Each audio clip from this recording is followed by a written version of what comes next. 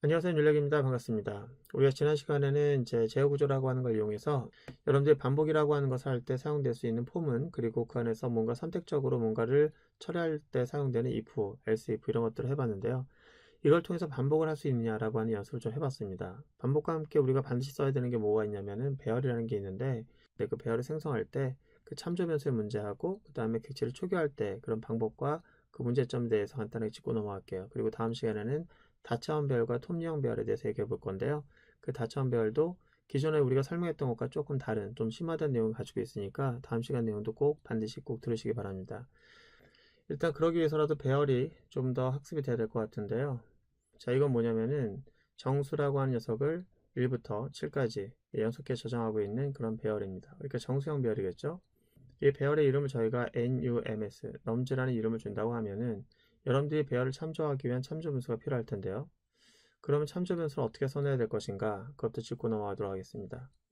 일단 이렇게 참조 변수를 선언할 수도 있고요.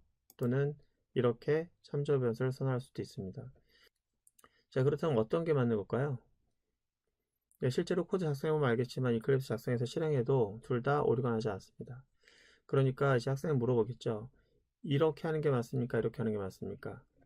원래 언어적으로는 그 배열이라고 하는 것을 설명할 때 배열을 선언하는 방법은 한 가지여야만 되는데 자바는 특이하게도 처음에 1.0 버전 만들 때는 이 방법을 했었어요. 근데 막상 해보니까 배열이라는 녀석의 형식 명칭이 애매해지는 거예요. 그래서 이게 이렇게 건너뛰고 이름이 중간에 낀 형태다 보니까 다른 언어들과도 좀 문제가 되고요. C 언어나 C++로부터 파생되다 보니까 거기서는 배열을 이렇게 하지 않고 이 자체가 배열이거든요. 그러니까 과거의 버전의 그 문법 구조를 좀 따오다 보니까 좀 괴리감이 좀 생겼었는데 그래서 나중에 버전이 올라가면서 이렇게 바뀌었습니다. 그런데 과거 버전 이렇게 잘못 만들었던 이런 표기법을 없앨 수는 없는 거예요. 왜냐면 과거 버전을 만들었던 그런 프로그램들이 안 돌아갈 테니까 버전 호환성을 위해서 이렇게 놔둔 겁니다. 그게 지금까지도 계속 유지가 되다 보니까 이렇게도 되고 이렇게도 되는데 그럼 어떤 거 써야 되죠, 우리는? 당연히 이거 써야 되죠. 이거는 없다고 보시고 여러분들이 과거 1.0대 버전의 호환성을 위해서 프로그램을 만든다고 하면은 이렇게 해야 되겠지만 그렇지 않다면은 당연히 이렇게 해야 되겠죠. 자, 두 번째. 자, 위와 같은 그 배열을 만들었어요. 정수형 배열을. 그래서 이렇게 해서 이제 만든 녀석을 이렇게 참조변수까지 선언했다고 합시다. 그럼 저희가 이제 배열을 만들고 이제 초기화를 할 텐데 위에 보시면 1부터 7까지 초기화되어 있잖아요. 그럼 초기화되어 있는 그런 배열을 생성해 달라. 이건 선언한 거고요. 실제 여긴 객체가 있는 거니까 배열 객체를 생성해 달라. 그러면 어떻게 생성할 수 있겠습니까? 일단은 이렇게 생성할 수도 있겠죠. 공간을 먼저 만들고 그 공간에다가 반복문을 통해서 7번 반복해 가지고 1부터 7까지 채우는 작업을 할 수도 있겠죠. 그죠? 근데 얘는 배열 초기화가 아니에요. 배열 초기화라고 하면 아무래도 기본값을 대입해 주는 작업이 생성과 동시에 만들어져야 되기 때문에 이렇게 해야 되겠습니다. 자, 보시면 아시겠지만 공간만 만들 때는 7 이렇게 쓰지만 공간을 만들지 않고 초기화라는 것과 함께 같이 공간을 만들 때는 이게 공간의 개수가 되거든요. 그러니까 이만한 크기로서 초기화된 배열을 만들어 달라고 할 때는 그냥 여기다 공간의 개수 쓰지 않는 거예요. 그래서 int 빈 공백을 쓰고 그 다음에 초기값을 넣습니다. 그런데 하다 보니까 또 이런 것도 가능하다고 하네요.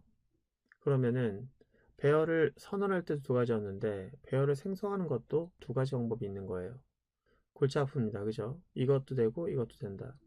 자, 둘 다 된다고 하면 여러분들은 어떤 거 쓰시겠어요? 예, 당연히 코드라인 하나라도 적은 게 더 좋은 거죠. 그래서 당연히 이거 쓰는 게 바람직하겠고요. 그럼 얘는 뭐고 얘는 뭡니까? 예, 과거 버전에서는 이거밖에 안 됐었죠. 이게 이제 과거에는 유일무이한 녀석이었는데 버전업이 되면서부터 이게 추가된 거예요. 그래서 지금은 이것도 되고 이것도 되는데 현재 여러분들 쓰고 있는 모든 버전은 대부분 JDK 8.0 이상이니까 당연히 더 좋은 방법 쓰는 게 바람직할 것 같고요. 앞으로 여러분들이 초기화된 배열을 만들겠다라고 할 경우에는 이렇게 안 쓰는 걸로 하겠습니다. 이렇게 쓰는 걸로 할게요. 자, 그 다음에 저희가 배열을 사용하는 코드 작성한다고 생각해 봅시다. 그래서 1부터 7까지 있는 배열을 넘즈라고 하는 걸 통해서 반복적으로 이 숫자를 출력하는 코드를 한번 만들어 볼게요. 그랬더니 이제 7번 반복하면서 이걸 출력하잖아요. 그쵸? 그런데 이걸 출력하다 보니까 어떤 학생은 이렇게 출력하고 있는 거예요.